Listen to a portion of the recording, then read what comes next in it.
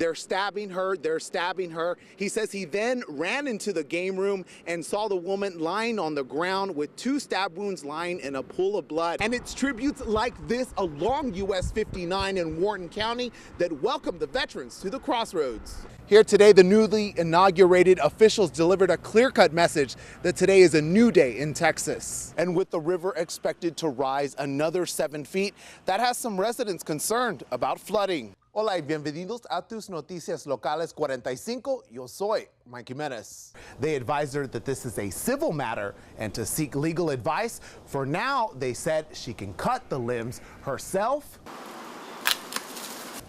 But that's not what she wants to hear. And with a jackpot of over $1.5 billion, this is a prize that even this reporter can't resist. And the people we spoke to today say they also hope to strike it rich. By the time I made it through the cloud of smoke, everything was gone. But I thank God that I made a children back. It was at 4:45 Thursday morning that Victoria firefighters were called out to a home in the 2600 block of Mumford Street. When they arrived, the house was fully engulfed in flames. We spoke with Willie Robinson, who lived at the home, about that moment. Basically waking up with Archie saying, hey, the house is on fire. And in a matter of seconds, we hollering to get the kids out. There were 6 people inside the home, including 3 children. Robinson recalls their daring escape from the burning home. I opened the door and just the blaze hit me in the face and fried my hair, and it just kind of turned around and we had to get out. Everyone did make it out safely, but the family lost everything. And while the home was completely destroyed, the family that lives here is left sifting through the ashes of what remains of their belongings, but they say they will be strong and they will move on. Oh yes, we plan to rebuild. We plan to rebuild. And fire officials say the cause of the fire is still under investigation, but Robinson says she is very thankful for all the support she has gotten so far from the community, and even though she has lost everything, she is still hopeful. As a mother and being that close seconds away, that looking at this and knowing that all of us walked out, it's okay. In Victoria, I'm Mike Jimenez for your Hometown News. This weekend is the 10th annual Warriors Weekend, and today the event got kicked off in Houston as more than 550 Iraq and Afghanistan veterans were flown in to Bush International Airport for the celebration. We're just one big family, all branches.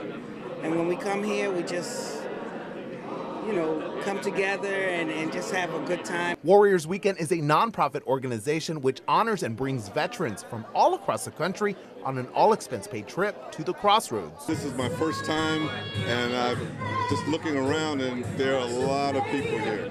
So I'm really looking forward to this weekend. I hear it's a blast.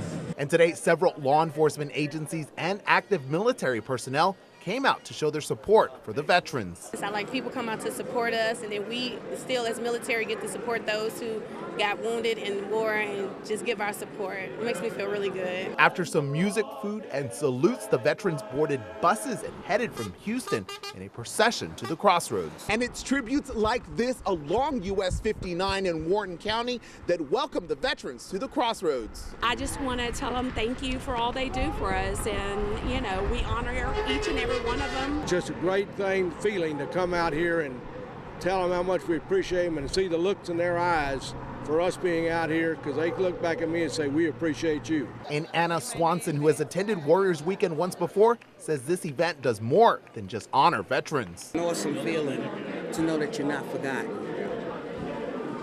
And that's that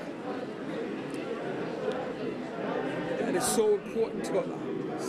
In Victoria, I'm Mike Jimenez for your Hometown News.